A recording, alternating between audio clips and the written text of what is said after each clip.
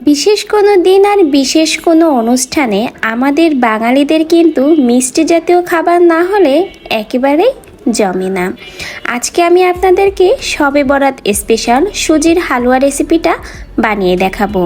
এটা বানানো কিন্তু একেবারেই সহজ আর খেতে হয় অপূর্ব স্বাদের। একবার যদি আপনি বানিয়ে খান, স্বাদটা কিন্তু আপনার বরাবরের মতোই মুখে লেগে থাকবে। তৈরি করার পদ্ধতিও কিন্তু ভীষণ সহজ। একবার বানালে বারবারই বানাবেন। আর পারফেক্টভাবে তৈরি করার জন্য অনেক টিপস তো আপনারা আমার এই ভিডিওর ভিতরেই পেয়ে যাবেন। বাই দ্য ওয়ে, আমি সিথি, আমার চ্যানেল এসকে স্টুডিওর তরফ থেকে সবাইকে স্বাগত জানাচ্ছি আমার নতুন ভিডিওতে। সবাই কেমন আছেন? আশা করছি আল্লাহর রহমতে যে যেখানেই আছেন আর যেখান থেকে আমার ভিডিওটা দেখছেন সকলে অনেক ভালো আছেন। আলহামদুলিল্লাহ, আল্লাহর রহমতে আমিও ভালো আছি। আর দেখতে দেখতে দেখুন শবে বরাত তো চলে এলো আর রমজান মাসও আমাদের খুব কাছাকাছি। তাহলে চলুন শবে বরাত স্পেশাল সুজির হালুয়া রেসিপিটা দেখে নেওয়া যাক।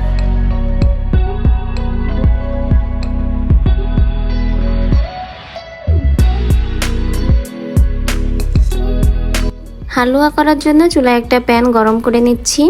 প্যানটা গরম হয়ে গেলে এর ভিতরে কিছুটা ঘি দিয়ে দিব। আর সবসময় যে আমাদের বাসায় ঘি কিন্তু নাও থাকতে পারে, তো ঘি না থাকলে কোনো ব্যাপার নয়। ঘি না থাকলে কিন্তু রেগুলার সয়াবিন তেল দিয়েও আপনারা সুজিটা ভেজে নিতে পারেন। দেখুন ঘিটা খুব ভালো করে মেল্ট হয়ে গেছে।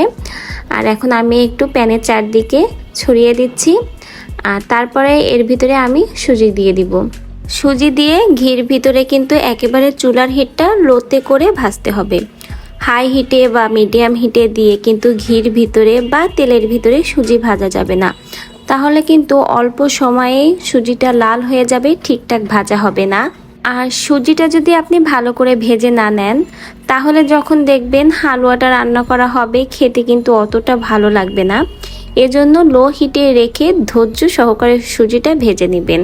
সুজিটা যখন ভাজা হবে তখন দেখবেন সুজির কালারটা কিন্তু চেঞ্জ হয়ে যাবে, হালকা একটু হলুদ ভাব চলে আসবে। আর তখন কিন্তু এর ভিতরে চিনি অ্যাড করতে হবে। তো আমি এখানে যেহেতু 1 পিস পরিমাণ সুজি নিয়েছি, তাই এখানে মিষ্টির পরিমাণটা কিন্তু সুজির পরিমাণটা বুঝে দিতে হবে। যদি আপনারা 1 পিস সুজি দেন তাহলে কিন্তু 2 পিস পরিমাণ মিষ্টি দিবেন। সরাসরি বলতে গেলে আপনারা যে পরিমাণ সুজি নেবেন তার দ্বিগুণ পরিমাণ মিষ্টি দিবেন, সেটা চিনি হোক বা গুড়, যেটা দিয়ে আপনারা সুজিটা রান্না করেন না কেন। সুজির দ্বিগুণ পরিমাণ মিষ্টি দিলেই কিন্তু পারফেক্ট মিষ্টির স্বাদটা আসবে। তারপরেও যদি আপনারা বেশি তীক্ষ্ণ মিষ্টি খেতে চান, সেক্ষেত্রে আপনারা পছন্দ মতো মিষ্টিটা বাড়িয়ে দিতে পারেন। তো চিনিটা দিয়ে কিন্তু আমি সুজির সাথে কিছুটা সময় ভেজে নিয়েছি। আর দেখুন কালারটা কিন্তু একেবারেই সম্পূর্ণ চেঞ্জ হয়ে গেছে, মানে পারফেক্টলি সুজিটা চিনিটা ভাজা হয়ে গেছে। এখন আমি এর ভিতরে 1 মগ পরিমাণ পানি দিচ্ছি। পানিটা এখানে মগ মেপে না, মানে যেটুকু আপনাদের সুজিটা সেদ্ধ হতে লাগবে ঠিক সেই পরিমাণ পানি দিবেন। এর থেকে বেশিও লাগতে পারে, আবার কমও লাগতে পারে। পানি দিয়ে একটু নাড়িয়ে চাড়িয়ে নিতে হবে। আর নাড়াচাড়াটা কিন্তু বন্ধ করা যাবে না, তাহলে কিন্তু পুড়ে যেতে পারে। সেজন্য বারে কিন্তু নাড়িয়ে চাড়িয়ে দিতে হবে। আর নাড়িয়ে চাড়িয়ে দিতে দিতে দেখবেন যে একসময় কিন্তু সুজিটা খুব ভালো করে মেল্ট হয়ে গেছে আর এটা কিন্তু ফোটাও শুরু করেছে। নাড়াচাড়া কিন্তু বন্ধ করা যাবে না, কারণ সুজির ভিতরে যে দানাটা থাকে সেটা কিন্তু খুব ভালো করে এখন সেদ্ধ হয়ে যাবে। আর আমি কিন্তু সুজির ঘন হালুয়াটা খুব বেশি পছন্দ করি না, একটু হালকা দুধ ভাব থাকলে কিন্তু আমার খেতে বেশি ভালো লাগে। সেক্ষেত্রে কিন্তু আমি এখানে হাফ কেজির কিছুটা কম দুধ অ্যাড করব। তো দুধটা দিয়ে কিন্তু আবারও খুব ভালো করে নাড়াচাড়া করব, কারণ এরপর দেখবেন সুজিটা কিন্তু একটু দলা দলা হয়ে যাবে। কিন্তু বারে নাড়িয়ে চাড়িয়ে দেওয়ার জন্য সুজিটা খুব ভালো করে দুধের সাথে মিশে যাবে এবং একদম লিকুইড হয়ে যাবে। আর এই অবস্থায় কিন্তু চুলার হিটটা অবশ্যই মিডিয়ামে রাখবেন। চাইলে কিন্তু লোতে করেও আপনারা রান্না করতে পারেন। দেখতেই পাচ্ছেন, বলেছিলাম নাড়াতে একসময় কিন্তু সুজিটা খুব ভালো করে মেল্ট হয়ে যাবে। আর এখন এটা ফুটিয়ে ঘন করে নিতে হবে। আর মিষ্টি জাতীয় খাবারে যদি মিষ্টির স্বাদটা ঠিকঠাক আপনারা পেতে চান, অবশ্যই কিন্তু একটু লবণ দেবেন, তাহলে মিষ্টির স্বাদটা আপনারা একদম ঠিকঠাকই পাবেন। দেখতে দেখতে যে সকল বন্ধুরা আমার ভিডিওর এতটা দূর পর্যন্ত চলে এসেছেন, প্লিজ তারা লাইক করে দিবেন। এবং আমার যে সকল প্রিয় নতুন বন্ধুরা ভিডিওটা আজকে দেখছেন, তারা অবশ্যই চ্যানেলটিকে সাবস্ক্রাইব করে দেবেন। সুজির হালুয়ায় কিন্তু কিচমিচ বাদাম না হলে খেতে ভালো লাগে না।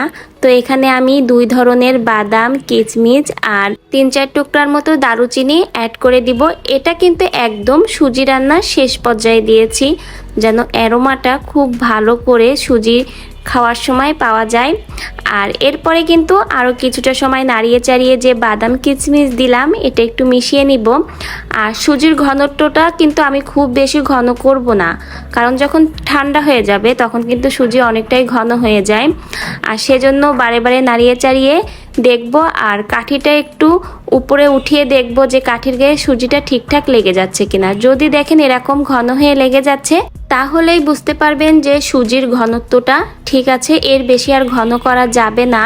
কিন্তু যারা ঘন সুজির হালুয়া খেতে পছন্দ করেন তারা কিন্তু আরও ঘন করতে পারেন।